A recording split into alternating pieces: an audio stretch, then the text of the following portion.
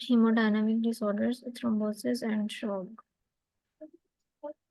इसमें आपके पास सबसे पहले एडीमा के बारे में थोड़ा सा हमने इंफॉर्मेशन दी है, एडीमा क्या होता है।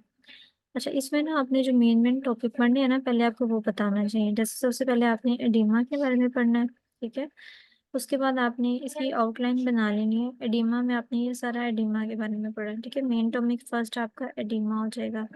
उसके बाद आपने किस चीज़ के बारे में पढ़ना है, आपने हाइपरीमिया एंड कंजेशन, ये आपका सेकंड टॉपिक होगा। इसके बारे में आपने पढ़ना है। टोटल 5 एटलीस्ट टॉपिक्स ना, आई थिंक, तो इसके अंदर ना। उसके बाद तीसरा आपके पास हेमरेज आ जाता है, फिर शॉक आ जाएगा, ठीक है। और टाइप्स ऑफ शॉक एक इम्पॉर्टेंट क्वेश्चन है जो कि बहुत दफा आया हुआ है। उसके बाद थ्रोम्बोसिस आ जाता है, ठीक है। और थ्रोम्बोसिस के बाद ना मेरे ख्याल से एम्बोलिज्म आएगा, और बस थ्रोम्बो एम्बोलिज्म आएगा। और ये आपके पास 5 टॉपिक जो है ना यहाँ से कंप्लीट हो जाएंगे। मतलब 5-6 इंपॉर्टेंट टॉपिक्स हैं जो इस चैप्टर में ना आपने रीड आउट करने हैं। मैं आपको थोड़ा थोड़ा ओवरव्यू जो है वो दूंगी, ठीक है। हम कोशिश करेंगे कि हम इस कंप्लीट चैप्टर का ओवरव्यू कर लें, ताकि आप इस कंप्लीट चैप्टर को आज बैठ के पढ़ लो, ठीक है ना।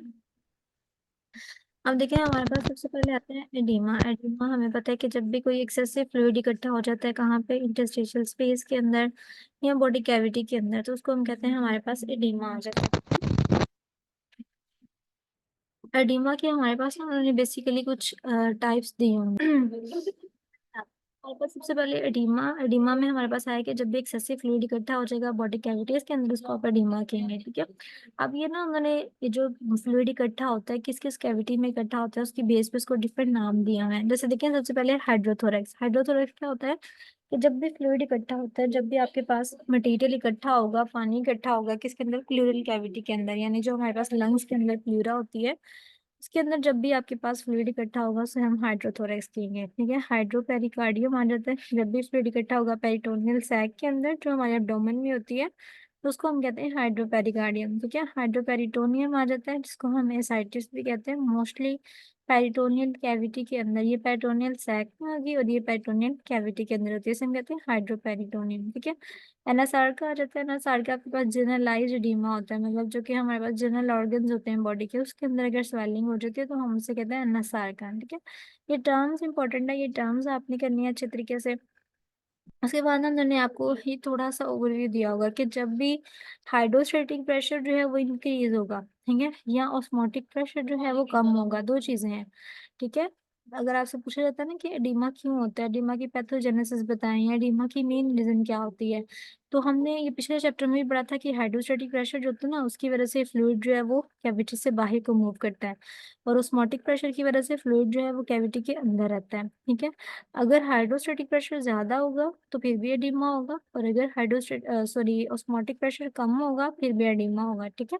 ये दो चीजें हैं जो आपने याद रखनी है। Increase hydrostatic pressure can cause oedema and decrease osmotic pressure can cause oedema. और ये एमसीक्यू में भी इसी तरह से आता है कि हाइड्रोस्टैटिक प्रेशर के इंक्रीज होने की वजह से एडिमा होता है, या ऑस्मोटिक प्रेशर के इंक्रीज होने की वजह से। तो हाइड्रोस्टैटिक प्रेशर के इंक्रीज होने की वजह से और ऑस्मोटिक प्रेशर के डिक्रीज होने की वजह से हमारे पास एडिमा की कंडीशन हो सकती है, ठीक है। उसके बाद एडिमा फॉर्मेशन में देखिए, उन्होंने यहाँ पे यही बताया हुआ है कि जब इंक्रीज हो जाए हाइड्रोस्टैटिक प्रेशर, ठीक है, उसकी वजह से आपके पास एडिमा होता है, जिससे कार्डियक फेलियर में होता है और डीप वेनस थ्रोम्बोसिस में होता है। ये दो एग्जांपल्स हैं कि हाइड्रोस्टैटिक प्रेशर कब इंक्रीज होता है, या ऑस्मोटिक प्रेशर डिक्रीज हो रहा है, जिसमें कि नेफ्रोटिक सिंड्रोम में होता है, किडनी की डिजीज में, या आपके पास सिरहोसिस यानी लिवर की अगर कोई डिजीज हो जाए, या माल न्यूट्रिशन होता है उसमें होता है, ठीक है। इसके अलावा आपके पास जो फ्लूइड इकट्ठा होता है वो लिम्फेटिक ऑब्स्ट्रक्शन, यानी अगर लिम्फ नोड्स जो हैं हमारे पास उनकी ब्लॉकेज हो गई है तो बहुत ज्यादा फ्लूइड जो होता है ना वो अंदर इकट्ठा हो जाता है, ठीक है। उसे हम कहते हैं लिम्फेटिक ऑब्स्ट्रक्शन हो गया, उसकी वजह से भी edema हो जाता है। इसके अलावा आपके पास इंक्रीज वेस्कुलर परमेबिलिटी, यानी वेसल्स जो है ना वो अपने अंदर से बहुत ज्यादा पानी बाहर फेंक रही हैं, ठीक है। जब वो अपने अंदर से बहुत ज्यादा वेसल्स पानी बाहर फेंकेंगे तो उसकी वजह से भी क्या हो जाएगा, इन्फ्लेमेशन होगी, एक्सुडेट बनेगा और एडिमा की कंडीशन हो जाएगी। उसके बाद आपके पास आ जाता है हमारे पास सोडियम एंड वाटर रिटेंशन, कि अगर सोडियम बहुत ज्यादा रिटेन कर गया, जैसे आपको पता है ना कि हमने पढ़ा हुआ है कि जब सोडियम जो होता है, जहाँ पे सोडियम मूव करता है वहां पे ही वाटर मूव करता है, ठीक है। तो अगर सोडियम जहाँ जहाँ रिटेन करेगा वहां पे वाटर मूव करेगा, जैसे किडनी के अंदर अगर सोडियम बहुत ज्यादा हो गया वहां पे वाटर ज्यादा मूव करेगा, तो सोडियम और वाटर के इकट्ठा होने की वजह से वहां पे भी एडिमा की कंडीशन हो जाएगी, ठीक है। जस्ट एक सिंपल सा ओवरव्यू दे रही हूँ, मतलब मेन मेन बात बता रही हूँ कि इसमें ये चीजें उन्होंने बताई हुई हैं।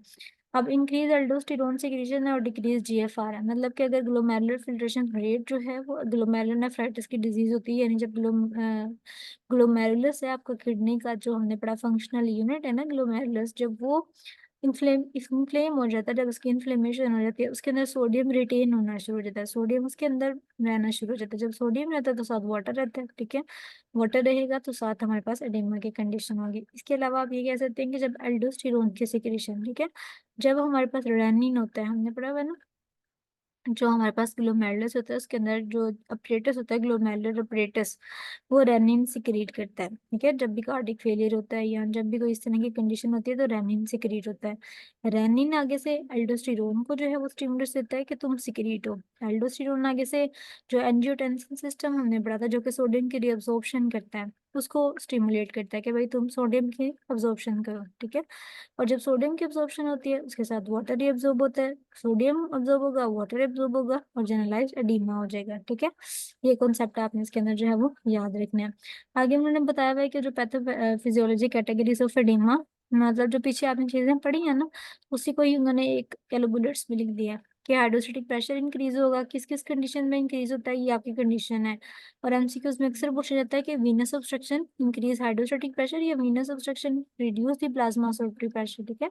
तो आपने इनको अच्छे से याद करना है, जो बुलेट्स दिए हुए हैं ना उनको भी बहुत अच्छे से याद करना है कि ये जो है ये हाइड्रोस्टेटिक प्रेशर को इंक्रीज कर रहे हैं और ये जो है ऑस्मोटिक प्रेशर को डिक्रीज कर रहे हैं, ठीक है जी।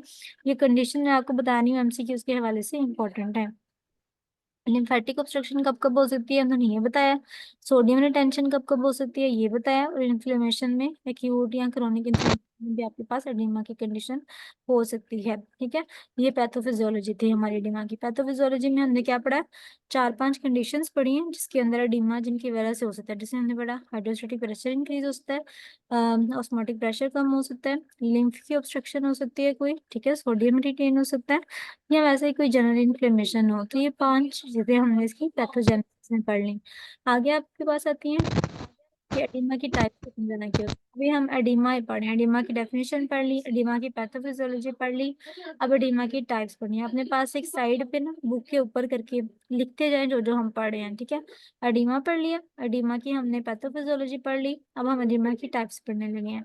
टाइप्स ऑफ एडिमा में देखें, लोकलाइज्ड एडिमा आता है, जनरलाइज्ड एडिमा आता है। लोकलाइज्ड एडिमा मतलब किसी एक पॉइंट के ऊपर है, ठीक है, यानी फॉर एग्जांपल कोई इन्फ्लेमेशन हुई, कोई एलर्जिक रिएक्शन हुआ, उसकी वजह से किसी एक पॉइंट के ऊपर एडिमा हो गया, ठीक है, किसी एक पॉइंट के ऊपर जो है ना वो ड्रेनेज होना स्टार्ट होगी। जैसे कहते हैं कोई ट्यूमर था या कोई ड्रेसिंग वगैरह की जिसकी वजह से क्या हुआ, कोई जो है ना वो सिक्रीशन स्टार्ट हो गई, उसे हम कहते हैं लोकलाइज्ड एडिमा, ठीक है। इसके अंदर आपके पास इन्फ्लेमेटरी एडिमा, अब ये इन्होंने ना एग्जांपल्स दी हैं लोकलाइज्ड एडिमा की, ठीक है। लोकलाइज्ड एडिमा की सबसे पहले टाइप में उन्होंने कहा है इन्फ्लेमेटरी एडिमा। इन्फ्लेमेटरी एडिमा के नाम से देखें जो है ना वो रिप्रेजेंट हो रहा है कि ना इसके अंदर क्या हुई होगी, इसके अंदर इन्फ्लेमेशन हुई होगी, ठीक है। अच्छा, इसके अंदर हमारे पास इन्फ्लेमेशन होती है, इन्फ्लेमेटरी एडिमा में एक्यूट इन्फ्लेमेशन होती है, और इन्फ्लेमेशन की होती है वही बात आ जाती है कि कैपिलरी की परमेबिलिटी इंक्रीज हो गई होगी, वहां से फ्लूइड सारा बाहर निकल गया होगा, और फ्लूइड बाहर निकलने की वजह से इन्फ्लेमेशन हो गई होगी, ठीक है। हाइड्रोस्टेटिक प्रेशर इंक्रीज हो सकता है, या फ्लूइड जो है उसके अंदर से एक्सुडेट वगैरह बाहर निकल गया। एक्सुडेट हमने पहले ही पढ़ा था, एक्सुडेट क्या होता है, जो कैपिलरीज होती हैं, जो वेसल्स होती हैं, वो अपना एक्स्ट्रा फ्लूइड जो होता है वो बाहर को निकालते हैं, उसे हम कहते हैं ये हमारे पास एक्सुडेट है, ठीक है। एलर्जी के डिमा भी होता है, किसी कभी कभी इस तरह से होता है कि कोई ना एलर्जी की कंडीशन में भी फ्लूइड बाहर निकलता है, ठीक है, यानी कोई एलर्जिक एलर्जेंट जो होता है वो आके आपकी कैपिलरी को डायलेट करता है, आर्टरीज को डायलेट करता है, जिसके नतीजे में वहां से फ्लूइड बाहर निकलना शुरू कर देता है, और फ्लूइड बाहर निकलने की वजह से एलर्जिक एडिमा जो है वो हो जाता है, जिस तरह की अर्टिकेरिया में होता है या एंजियो न्यूराटिक एडिमा होता है, ठीक है, और वहां पे एक्सुडेट बाहर निकलता है। उसके बाद एडिमा ऑफ वीनस ऑब्स्ट्रक्शन आ जाता है, यानी वीनस ऑब्स्ट्रक्शन की वजह से भी फ्लूइड जो होता है वो मोस्टली बाहर निकलता है, इसे हम ट्रांसुडेट कहते हैं, हमने पहले पढ़ा था। जो वेसल से निकलता है वो एक्सुडेट होता है, और जो दूसरी चीज से निकलता है वो ट्रांसुडेट होता है। अच्छा जिला और ट्रांसुडेट और एक्सुडेट के अंदर थोड़ा सा डिफरेंस पड़ा था पहले चैप्टर के अंदर, आपको याद है कोई। एडिमा में हमने सबसे पहले लोकलाइज्ड एडिमा पढ़ी, लोकलाइज्ड एडिमा में हमने पढ़ लिया कि स्पेसिफिक किसी एक पार्ट की, ठीक है, एडिमा हुआ है लेकिन किसी एक पार्ट में हुआ है, ज्यादातर एडिमा नहीं हुआ है, ठीक है। जैसे कि वेन्स में हुआ है, यहाँ आप कह लो एलर्जेंस की वजह से कोई एडिमा हुआ है, यहाँ आप कह लो लिम्फेटिक ऑब्स्ट्रक्शन की वजह से एडिमा हुआ है। इन सब का ना मैकेनिज्म सेम होता है, मतलब कि कैपिलरीज का ऑस्मोटिक प्रेशर कम होता है, हाइड्रोस्टैटिक प्रेशर ज्यादा होता है। ये चीज आपने इस तरह को याद कर लेनी है कि आप हर एक में ये यूज कर सकते हो, ठीक है। ये तीनों के मैकेनिज्म सेम होंगे, बस एग्जांपल्स डिफरेंट है, वो आपने याद करनी है। देखिए, वेनस ऑब्स्ट्रक्शन का एडिमा प्रेगनेंसी में होता है, ठीक है। लिम्फेटिक ऑब्स्ट्रक्शन का एडिमा कब होता है? ये फिलियराइसिस, ये एक पैरासाइट की मतलब जब काटता है ना कंडीशन उससे होती है। ये हमारे पास ग्रोइन के जो लिम्फेटिक्स होती हैं हमारी, वो उसमें रहता है ये, ठीक है। लेकिन जब ये मर जाता है तो उसकी वजह से इन्फ्लेमेटरी रिएक्शन होता है। इन्फ्लेमेटरी रिएक्शन होता है जिसकी वजह से, जिसको हम लिम्फेंजाइटिस कहते हैं। लिम्फेंजाइटिस होता है वो बेसिकली हमारे पास एडिमा कॉज करता है, एडिमेटस टिश्यू बना देता है। स्किन जो होती है हमारे पास एलिफेंट की तरह की होती है, जिसे हम एलिफेंटियासिस भी कहते हैं। और ये प्यूडी ऑरेंज अपरेटस ऑफ ब्रेस्ट जो है ना, ये आप देखेंगे ब्रेस्ट जो होती है ना वो ऑरेंज की तरह, जिस तरह ऑरेंज होता है ना, उसका जो पील होता है, उसका जो छिलका होता है ना, वो हार्ड होता है और ऑरेंज होता है, ठीक है। उस तरह से ना ब्रेस्ट की कंडीशन हो जाती है। तो ये बेसिकली होता है कि जो ब्रेस्ट कैंसर की वजह से मोस्टली होता है, ये ब्रेस्ट को एक शेप तरह से हम प्यूडी ऑरेंज अपरेटस कहते हैं। इसमें क्या होता है, जो लिम्फेटिक्स होती हैं, जो मेमोरी लिम्फेटिक्स होती हैं, यानी जो मिल्क वाली लिम्फेटिक्स थी, या जो एक्सिलरी लिम्फेटिक्स होती हैं ना, उनके अंदर ऑब्स्ट्रक्शन हो जाती है, ठीक है। ऑब्स्ट्रक्शन की वजह से वहां पे ब्रेस्ट कैंसर की कंडीशन डेवलप होती है, और ब्रेस्ट जो होती है उसकी जो सारी शेप होती है वो ऑरेंज की तरह की हो जाती है, ठीक है। ऑरेंज का जो पील होता है उसकी तरह की वो हो जाती है, हालांकि इतनी हार्ड नॉर्मली होती नहीं है, लेकिन यह कि वो बाद में ब्रेस्ट कैंसर की वजह से वो उस तरह की होती है, जैसे कहते हैं प्यूडी ऑरेंज अपरेटस ऑफ ब्रेस्ट। और होता क्यों है? क्योंकि ऑब्स्ट्रक्शन हुई होती है लिम्फेटिक्स की, और उसकी वजह से यह डिमेटस टाइप की कंडीशन जो है वो डेवलप होती है। ये हमारे पास लोकलाइज्ड एडिमा है। लेकिन लोकलाइज्ड एडिमा में आपने inflammatory oedema, allergic oedema, oedema of Venus obstruction, oedema of lymphatic obstruction, ये चार याद रखनी है। उसके बाद आपके पास आता है जनरलाइज्ड एडिमा, ठीक है। जनरलाइज्ड एडिमा में आपके पास आता है कि जब ओवरऑल सारी बॉडी के अंदर सोडियम और वाटर जो है वो रिटेन हो गया, ठीक है। ग्लोमेरुलर फिल्ट्रेशन का रेट जो था वो ओवरऑल डिक्रीज हुआ, एल्डोस्टेरोन इंक्रीज है सारी बॉडी के अंदर, ठीक है। तो जब हमारे पास सारी बॉडी के अंदर ये कंडीशन होती है तो इसको हम कहते हैं जनरलाइज्ड एडिमा। और फ्लूइड इसके अंदर जो हमारे पास निकलता है, मोस्टली मोस्टली जो जनरलाइज्ड एडिमा के अंदर होता है वो ट्रांसुडेट होता है, ठीक है। जनरलाइज्ड एडिमा की ये सारी टाइप्स हुए हैं जो आपने पीछे पढ़ी हैं। कार्डिक फेलियर पढ़ा था, पेरिकार्डाइटिस पढ़ा था, लिवर सिरोसिस पढ़ा था, स्टारवेशन पढ़ा था। मतलब जनरलाइज्ड एडिमा इन सब में होता है। जब आप ये वाली कंडीशंस होंगी ना, उनमें जनरलाइज्ड एडिमा होगा। ये मैं अगेन अगेन कह रही हूँ कि जो ये हमारे पास बुलेट्स में एग्जांपल्स लिखी हुई है ना कॉजेज, वो आपने अच्छे से याद करनी है, ठीक है। अब जनरलाइज्ड एडिमा के अंदर जो एग्जांपल्स आती हैं, कार्डिक एडिमा। कार्डिक एडिमा में क्या आता है कि जब लेफ्ट वेंट्रिकल का आउटपुट कम हो जाता है, ठीक है। हमारा लेफ्ट वेंट्रिकल मेनली रिस्पॉन्सिबल होता है कार्डिक आउटपुट के लिए, तो उसकी वजह से क्या होता है, ग्लोमेरुलर फिल्ट्रेशन रेट कम हो जाएगा, दोबारा से एल्डोस्टेरोन प्रोड्यूस होगा। एल्डोस्टेरोन एंजियोटेंसिन को स्टिमुलेट करेगा, एंजियोटेंसिन सोडियम को जो है वो अब्जॉर्ब करेगा, सोडियम एब्जॉर्ब होगा तो वाटर एब्जॉर्ब होगा, उसकी वजह से क्या होगा, जनरलाइज्ड एडिमा हो जाएगा, ठीक है। राइट वेंट्रिकल का भी सेम सीन होता है, अगर लेफ्ट वेंट्रिकुलर फेल हो जाए या राइट वेंट्रिकुलर फेल हो जाए, दोनों की वजह से हमारे पास क्या होता है, जो पल्मोनरी वीनस प्रेशर होता है वो हमारे पास मोस्टली इंक्रीज होता है। इसकी वजह से रीनल फेलियर की कंडीशन डेवलप होती है, और उसकी वजह से आपको वैसे हाइपर सेंसिटिव रिएक्शंस वगैरह भी हो सकते हैं। रीनल एडिमा किडनी के अंदर, क्योंकि ये जनरलाइज्ड एडिमा है ना, जनरलाइज्ड एडिमा में बॉडी के ऑर्गन्स आएंगे। ऑर्गन्स में आपके पास लंग्स, हार्ट, लिवर, किडनी, ये सारी चीजें शामिल होंगी। इस वजह से आप ना यहाँ पे ऑर्गन्स देख रहे हैं मोस्टली, ठीक है। रीनल एडिमा में आपके पास क्या होता है कि किडनी इफेक्ट होती है, ग्लोमेरुलोनेफ्राइटिस की कंडीशन होती है, ठीक है। तो इसमें भी आपके पास हमने जो किडनी का सारा मैकेनिज्म पढ़ा है वो होगा, और उसके बाद हमारे पास मोस्टली नेफ्रोटिक सिंड्रोम्स होती हैं, जिसमें सारी प्रोटीन जो होती है वो यूरिन के थ्रू बाहर निकल जाती है, ठीक है। जब प्रोटीन सारी बाहर निकल जाएगी तो जो ऑस्मोटिक प्रेशर होता है, जो कि बेसिकली प्रोटीन की वजह से बन रहा था, वो कम हो जाएगा, और उसकी वजह से एडिमा जो है वो उसकी फॉर्मेशन हो जाएगी, ठीक है। हाइपोप्रोटीनीमिया वही कंडीशन है, प्रोटीन कम हो जाएगी, ऑस्मोटिक प्रेशर कम हो जाएगा। तो हमने पढ़ा हाइड्रोस्टेटिक प्रेशर ज्यादा हो जाए या ऑस्मोटिक प्रेशर कम हो जाए, तो इन दोनों की वजह से क्या होता है, एडिमा की कंडीशन डेवलप होती है, ठीक है। उसके बाद देखिए आपके पास क्लिनिकल इफेक्ट्स आ जाते हैं एडिमा के। आपने जो जनरलाइज्ड एडिमा पढ़ा है उसके अंदर कितनी चीजें पढ़ी हैं, उसके अंदर आपने चीजें याद रखनी है, कार्डिक एडिमा, ठीक है। उसके बाद आपके पास left ventricular, right ventricular edema, renal edema, और हाइपोप्रोटीनीमिया एडिमा, ठीक है। अब एडिमा के कुछ हमने साइड इफेक्ट बताए हैं जो हमने पहले इसके अंदर ही पढ़ लिए होंगे। लोकलाइज्ड एडिमा है जिसमें आपके पास वुंड हीलिंग इम्पेयर हो जाती है या इन्फेक्शन बहुत ज़्यादा होता है। आपका जो इंटरनल ऑर्गन्स होते हैं वो ज़्यादा इफेक्ट होते हैं क्योंकि स्ट्रेच हो जाते हैं ना, एडिमा की वजह से पानी बढ़ जाता है अंदर, वो स्ट्रेचिंग होती है, स्ट्रेचिंग की वजह से फेलियर की तरफ जाते हैं। पल्मोनरी एडिमा की वजह से आपको पता है गैस एक्सचेंज लंग्स के अंदर नहीं होगा अच्छे से, ठीक है, हाइपोक्सिया और डेथ हो जाएगी। सेरिब्रल एडिमा में क्या होता है, अगर आपके पास सर के अंदर कोई इन्फेक्शन हो, ट्रॉमा हो, ट्यूमर हो या स्ट्रोक हो, उसकी वजह से क्या होता है, हेडेक बहुत ज्यादा होती है, ठीक है। सेरिब्रल हर्निएशन हो सकती है, फोरामेन मैग्नम जो हमने पार्ट पढ़ा था हेड के दरमियान होता है, उसकी वजह से आपकी जो कार्डियो रेस्पिरेटरी सेंटर होता है उसकी डेथ हो सकती है, ठीक है। इसके अलावा जो सीरस कैविटीज होती हैं, जैसे कि हमने पहले पढ़ा कि जो पेरिकार्डियल लिफ्यूजन है, यानी पेरिकार्डियल सैक के अंदर अगर फ्लूइड है तो पेरिकार्डियल लिफ्यूजन हो सकती है, उससे भी कार्डियक फंक्शन इफेक्ट होते हैं। अगर फ्लूइड जो है वो प्लूरल कैविटी के अंदर है तो उसकी वजह से भी लंग्स एक्सपैंड कर सकते हैं। अगर आपके पास जो प्लूरल कैविटी है जिसको हम पेरिटोनियल कैविटी है उसके अंदर फ्लूइड है तो आपको एब्डोमिनल डिस्टेंशन का सामना करना पड़ सकता है, ठीक है। इस थोड़े से क्लिनिकल इफेक्ट से एडिमा के, तो हमारे पास यहाँ पे एडिमा का टॉपिक क्लोज हो जाता है। एडिमा में हमने क्या क्या चीजें पढ़ी, एडिमा की डेफिनेशन पढ़ी, एडिमा की पैथोफिजियोलॉजी पढ़ी, एडिमा की टाइप्स पढ़ी, लोकल एडिमा क्या होता है, जनरलाइज्ड एडिमा क्या होता है, लोकलाइज की आगे से टाइप पढ़ी और जनरलाइज की टाइप्स पढ़ी, ठीक है। और उसके बाद लास्ट में हमने क्लिनिकल इफेक्ट्स पढ़ लिए एडिमा के। तो इस तरह से समराइज करके हमने एडिमा का जो टॉपिक था वो यहाँ से खत्म किया। उसके बाद आपके पास हाइपरीमिया एंड कंजेशन आ जाता है। हाइपरीमिया में क्या होता है, हाइपरीमिया में आपके पास मोस्टली ब्लड वॉल्यूम इंक्रीज होता है, आर्टरीज डायलेट करती हैं, ठीक है, जो रेड पार्ट होता है ना वो आपके पास रेड हो जाता है बिल्कुल, ठीक है।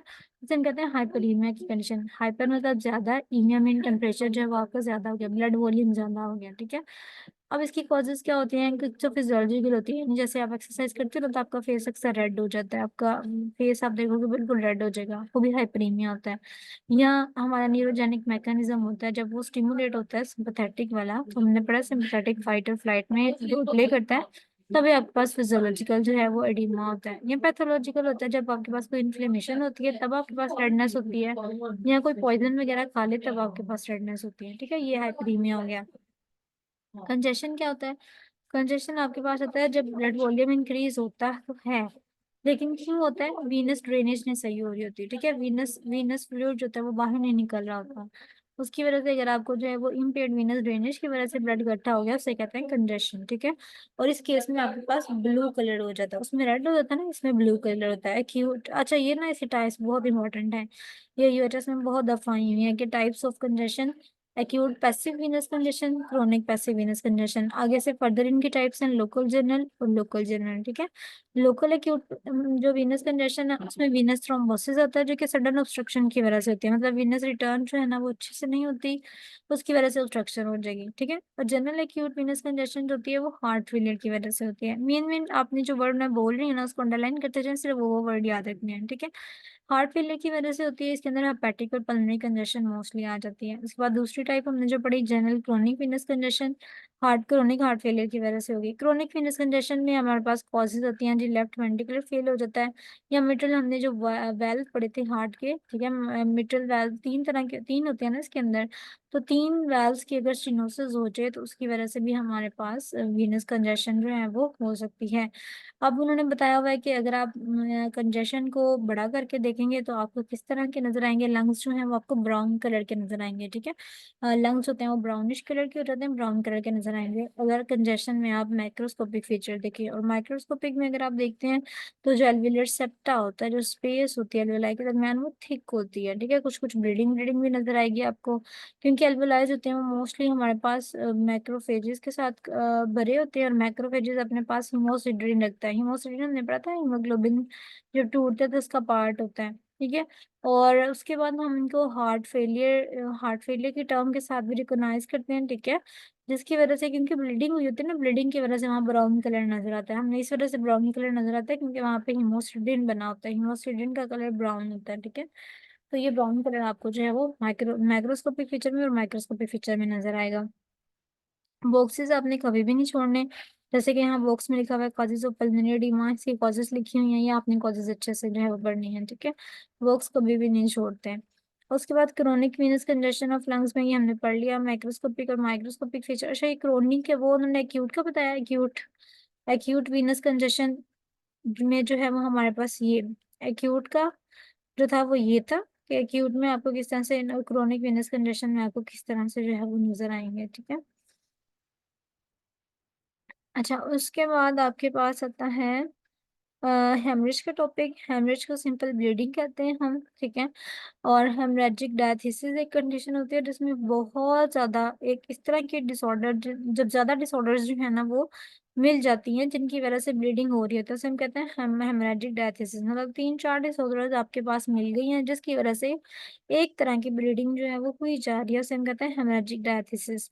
हेमरेज की जो एटियोलॉजी होती है वो लोकलाइज्ड कॉजेज भी हो सकती हैं, यानी जैसे कि कोई नॉर्मैलिटी है, नेक्रोसिस है, या कैंसर है, या ट्रॉमा है, उसकी वजह से ब्लीडिंग हो सकती है। और दूसरी टाइप आपकी जनरलाइज्ड कॉजेज भी हो सकती है, यानी जैसे कि प्लेटलेट्स कम हो गए हैं, ठीक है, यहाँ आपके पास एलर्जी कोई होगी है, एलर्जिक रिएक्शन हो गया है, ये कोगुलेशन मैकेनिज्म खराब है, ठीक है, उसकी वजह से भी हेमरेज हो सकती है। क्लिनिकल फीचर्स देखें तो आपके पास ये कुछ आते हैं कि ब्लड जारी बात है बाहर निकल जाता है जिसकी वजह से डेफिशिएंसी हो जाती है, एनीमिया हो जाता है, ठीक है।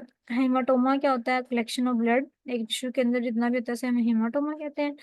टेशिया आपके पास एक स्किन के अंदर एक छोटा सा कह लो हेमरेज होती है जो कि 1 मिलीमीटर टू 1 सेंटीमीटर होता है। इसका साइज आपने याद रखना, साइज इंपॉर्टेंट है।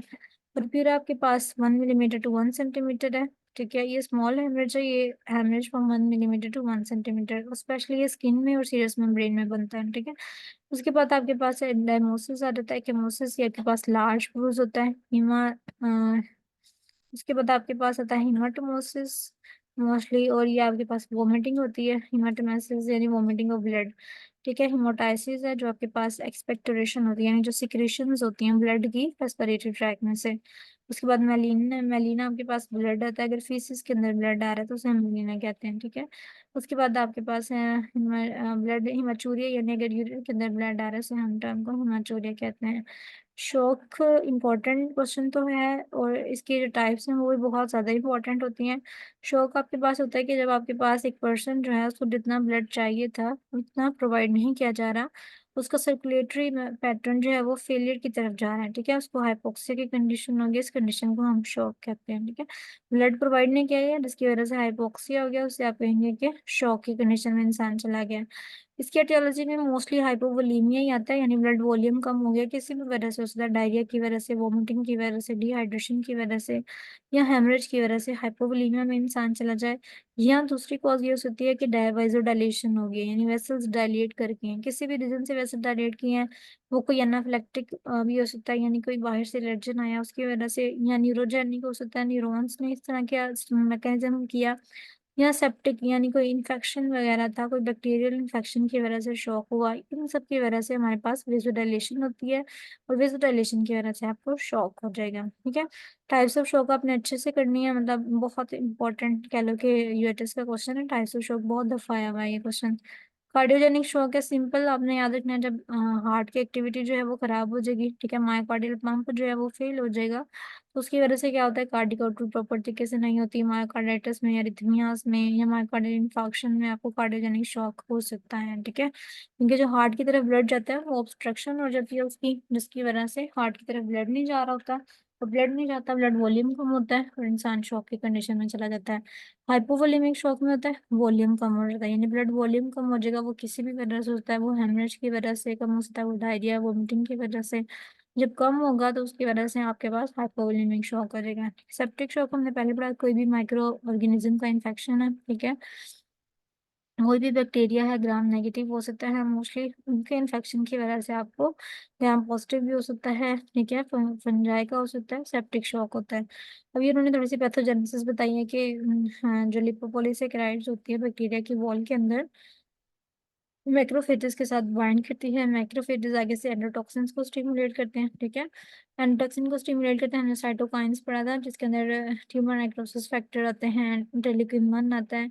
ये सारी चीजें जो होती हैं वो जाके वेसोडाइलेशन करवाती हैं, मायोकार्डियल को कॉन्ट्रैक्ट करवा देंगी, एंडोथेलियल को डैमेज करवा देंगी, ठीक है, हमारी बॉडी का कोगुलेशन सिस्टम जो होता है उसको एक्टिवेट करवा देंगे, जिसकी वजह से इनके कंबाइन इफेक्ट की वजह से ही आपके पास शॉक हो जाएगा, आपके पास फेलियर हो जाता है किडनी का, सीएनएस का, ठीक है, ये सारी चीजें आ जाती हैं। एनाफ्लेक्टिक शॉक आ जाता है, एनाफ्लेक्टिक शॉक में आपके पास आईजी इमीडिएटेड हाइपर सेंसिटिविटी होती है, यानी एंटीबॉडी से रिलेटेड है, ये वेसल्स परमिबिलिटी इंक्रीज हो जाएगी, क्योंकि हिस्टामिन वगैरह हमें पता है एलर्जिक रिएक्शन में सिक्रीट होते हैं, हिस्टामिन ब्रेडिकाइनिन, लेकोट्राइन्स, ये सारे क्या करते हैं, आपकी पेरिफेरल कूलिंग करवाते हैं, यानी आपके ब्लड को जो है वो क्या करवाएंगे, ब्लड का वॉल्यूम कम करवा देंगे, वेसोडाइलेशन करवा देंगे, और इसकी वजह से आपके पास हाइपोटेंशन यानी ब्लड प्रेशर कम हो जाएगा और शॉक कंडीशन हो जाएगी। ठीक है। उसके बाद आपके पास न्यूरोजेनिक शॉक आता है, जब आपकी वेस्कुलर टोन जो है वो किसी वजह से कम हो गई है, जैसे कि आपकी स्पाइनल कॉर्ड की अगर इंजरी हुई हो, उसकी वजह से भी हाइपोक्सिया होता है, हाइपोटेंशन हो जाएगा। शॉक की उन्होंने स्टेटस बताई हैं, पहले कंपनसेशन स्टेट आती है। जब भी देखिए आपकी बॉडी के अंदर ब्लड कम होना शुरू होता है ना, तो आपकी बॉडी इसको कंपनसेट करने की कोशिश कर रही होती है। ठीक है।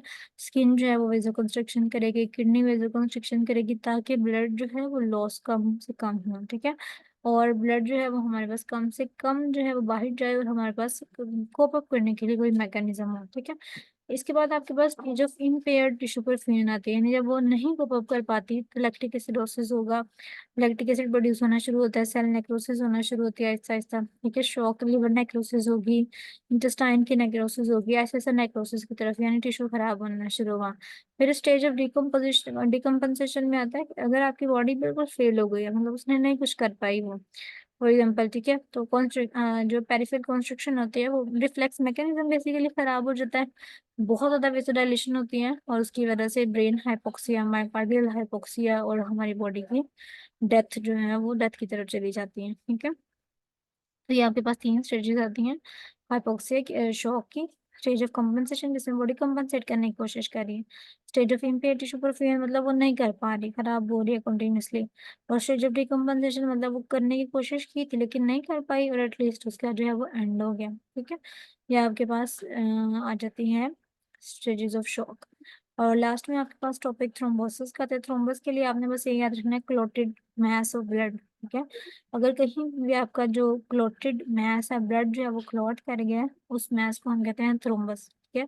थ्रोम्बस की पैथोजेनेसिस हमेशा ये होती है कि अगर हमारी एंडोथेलियल की लाइन है, उसकी कोई इंजरी हुई है, वहां से थ्रोम्बस बन सकता है, या अगर आपको ब्लड बड़े बड़े कोगुलेट होना शुरू हो गया, वहां से थ्रोम्बस बन सकता है, या ब्लड फ्लो जो है उसमें अल्ट्रेशन आना शुरू हो गई है, वहां से थ्रोम्बस बन सकता है। ठीक है।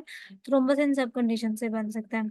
उसके बाद आपके पास कॉजेज आती हैं, या कॉजेज आप पढ़ सकते हैं कि वेसल्स डिजनरेट हो गई हैं, इन्फ्लेमेटरी इंजरी हो गई है, हाइपरटेंशन की वजह से भी होता है, बैक्टीरिया के इन्फेक्शन या सिगरेट स्मोकिंग की वजह से आपको थ्रोम्बस की कंडीशन हो सकती है। ठीक है।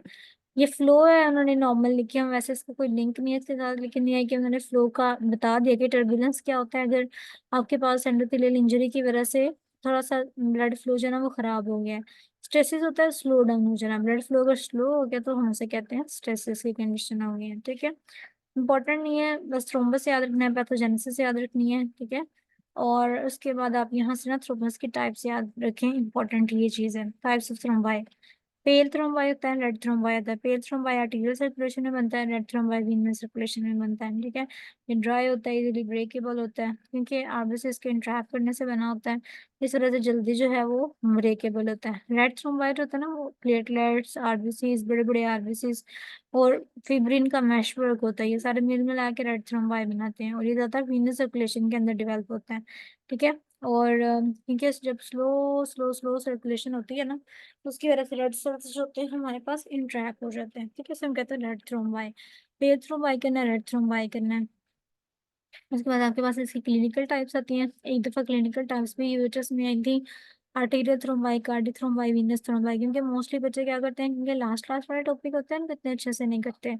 हालांकि क्लिनिकल टाइप्स कितनी दफा यूएचएस के अंदर जो है ना वो पूछी गई हैं कि आर्टीरियल थ्रोम्बाई जो होता है वो कब बनता है, जब ब्लड वेसल्स के अंदर ऑब्स्ट्रक्शन होती है उसके ल्यूमेन के अंदर, तब आर्टीरियल थ्रोम्बाई बनता है। ठीक है। इसकी कॉमन साइट्स है aorta, carotid arteries, coronary arteries, ये सारी हैं। और कार्डिक थ्रोम्बाई आपके पास जब कार्डिक वाल्व के अंदर इन्फ्लेमेशन होती है, या जो एंडोकार्डियम है कार्डिक के हार्ट के अंदर वाली लेयर है उसके अंदर कोई मसला होता है, या आपके पास आर्टीरियल आर्टरीज के अंदर बहुत स्लो स्लो जो है ना ब्लड फ्लो कर रहा है, उसकी वजह से कार्डिक थ्रोम्बाई बन सकता है। और वीनस थ्रोम्बाई आपके पास कब बनता है, जब आप बहुत देर तक खड़े रहते हो, बहुत देर तक बैठे रहते हो, पोप्लिटियल फीमोरल यूलियक, ये वाली वेन्स के अंदर ना वीनस थ्रोम्बाई बनता है। ठीक है।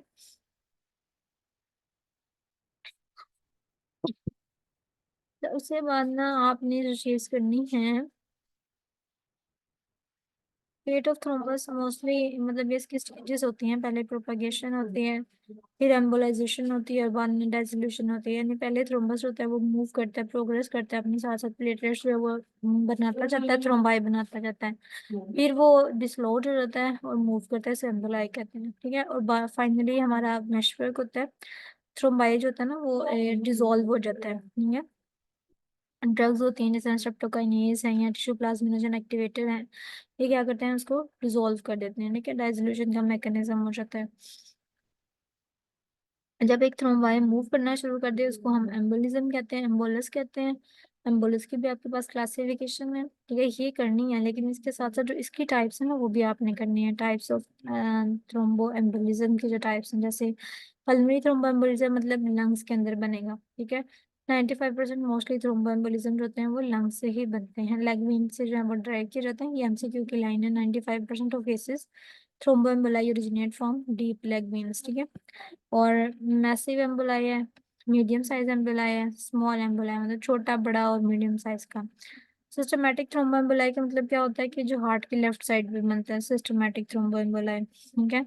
जिनको हार्ट पेशेंट्स होते हैं ना उनके लिए मोस्टली ये उनके अंदर सिस्टमैटिक थ्रोम्बो एम्बोलाई बनता है। अच्छा, जो इम्पोर्टेंट चीज़ है वो आपने बस करनी है कि टाइप्स कर लीजिएगा। जैसे फैट एम्बोलिज्म क्या होता है, जो कि मोस्टली फैट ग्लोब्यूल्स होते हैं, अगर वो मूवमेंट करना स्टार्ट कर देते हैं उसे फैट एम्बोलाई कहते हैं। इसकी कॉजेज जो है वो आपने करनी है। कॉजेज किन किन में ये हो सकता है? अमनियोटिक फ्लूइड एम्बोलाई होता है। अमनियोटिक फ्लूइड मतलब अगर अमनियोटिक फ्लूइड होता है जिसके अंदर प्रोस्टाग्लैंडिन है, थ्रोम्बोजेनिक फैक्टर्स हैं, ठीक है, जो कि मोस्टली कोगुलेशन कॉज करते हैं। अगर तो उनके अंदर कोई कह लो प्रॉब्लम हो जाती है लेबर के दौरान, तो उसके अंदर अमनियोटिक फ्लूइड की movement amniotic fluid embolism cause करती है। अच्छा, उसके बाद ये इसकी टाइप्स आ गई। ये इन्फाक्शन, इन्फाक्शन आपका mostly I think so last topic है। हाँ, इन्फाक्शन में आपने क्या पढ़ना है कि जब भी इस्कीमिया की कंडीशन होती है, यानी एक जगह पे आर्टेरियल सप्लाई जो है वो खराब हो जाती है, उसे हम इन्फाक्शन कहते हैं, ठीक है। इसकी कॉजेस में क्या, थ्रोम्बस एम्बोलिज्म वही चीजें पुराने वाली हैं। इसके टाइप्स में वाइट और पेल और रेड है, इसकी टाइप्स को और ऊपर जो थ्रोम्बस हमने पढ़ा है उसकी टाइप्स को आपने मिक्स नहीं करना, ठीक है। इसमें भी वाइट है और रेड है, उसमें भी वाइट और रेड था, ठीक है। लेकिन इसमें वाइट जो होता है वो आर्टीरियल ओक्लूजन कॉज करता है और रेड जो होता है वो वीनस ओक्लूजन कॉज करता है, ठीक है। ये कहाँ कहाँ पे होता है, ये जस्ट रट्टा लगाने वाले कहने टॉपिक्स हैं, ठीक है। मतलब आपने इसको पढ़ना है और इसको रट्टा लगाना है अच्छे से। ये सॉलिड ऑर्गन्स में होता है, ये लूज ऑर्गन में होता है, ये वीनस सर्कुलेशन में, और बहुत अच्छा उन्होंने मतलब ना डिफरेंस लिखा हुआ है सबका। लेकिन आपने जो चीज मिक्स नहीं करनी वो इन्फॉक्शन की टाइप्स और थ्रोम्बस की टाइप्स, अक्सर बच्चे मिक्स कर देते हैं, इसको आपने मिक्स नहीं करना, ठीक है। उसके बाद मॉर्फोलॉजी आ जाती है कि किस तरह का आपको इन्फार्क्ट जो है वो नजर आता है। इन्फार्क्शन जो होता है वो बेसिकली ब्राउनर होता है, ठीक है। आपने याद रखना है रेड सेल्स होते हैं वो मोस्टली टूटते जाते हैं, फिर वो पेल होते हैं, पेल के बाद वो ब्राउन हो जाता है, ठीक है। ब्राउन कलर का होता है ये, आपने इसको जो है ना वो याद रखना है। और इन्फाक्शन की जो लास्ट स्टेज होती है वो एब्सेस होती है, ये चीज याद रखनी है। मतलब ऐसा ऐसा जो इन्फाक्ट होता है ना वो एब्सेस बन जाता है। अब क्वेश्चन में ना फैक्टर्स लिखे हुए हैं, मतलब किन किन की वजह से इन्फाक्शन डेवलप हो सकता है। जैसे अगर ऑक्सीजन कंटेंट जो है वो आपके पास कम होता है तो उसकी वजह से वेस्कुलर एक्लूजन होती है और इन्फाक्शन हो सकता है। अगर हाइपोक्सिया की कंडीशन होती है, हाइपोक्सिया भी वही होता है, ब्लड सेल्स के अंदर ऑक्सीजन की सप्लाई नहीं जा रही, ठीक है। जैसे मायोकार्डियल सेल्स होते हैं वो 20 to 30 मिनट्स के बाद डाई कर जाते हैं अगर उनको ना मिले ऑक्सीजन, कार्डियक सेल देर तक सर्वाइव करते हैं, ठीक है। तो वल्नरेबिलिटी टू हाइपोक्सिया, हाइपोक्सिया ना हो तो फिर भी इन्फेक्शन हो सकता है। डेवलपमेंट ऑफ क्लियन है, क्लियन का मतलब कहीं पर भी क्लियन हुई है, कोई कोलेटरल सर्कुलेशन नहीं है, या कोरोनरी आर्टरी ओक्लूड कर गई है आहिस्ता आहिस्ता, तो उसकी वजह से भी आपके पास इन्फेक्शन हो सकता है, ठीक है। तो ये आपके पास ना इस चैप्टर के इंपॉर्टेंट क्वेश्चंस आ जाते हैं। टॉपिक्स थे इन्फेक्शन, थ्रोम्बाई, एम्बोलाई, उनकी टाइप्स, ठीक है। शॉक की टाइप्स, उसके पहले आपने पढ़ा है एडिमा, एडिमा की पैथोजेनेसिस, एडिमा की टाइप्स, ठीक है। तो ये हमारे पास जल्दी जल्दी हमने हाइमोडायनेमिक डिसऑर्डर जो था चैप्टर 5 उसका जो है वो ओवरव्यू जो है वो किया है, ठीक है। आपने इसको एक दफा रीड आउट करना है, कुछ समझ नहीं आता